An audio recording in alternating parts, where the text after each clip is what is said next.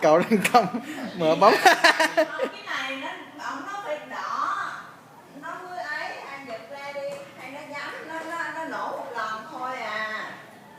Rồi anh gắn lại coi nó đỏ không.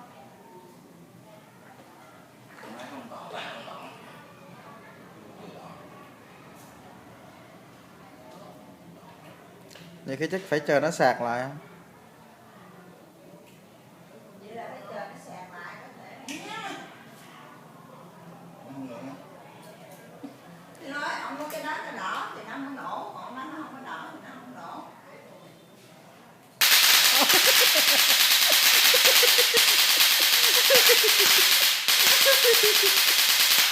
Nói chơi là Thi à?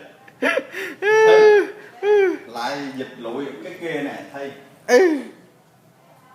Cái nút điện này cắm lộn cái nút điện này, cái phím điện này nè. Cái phím điện này chỗ này nè, cắm vô một màu đỏ lên. Lúc cắm vô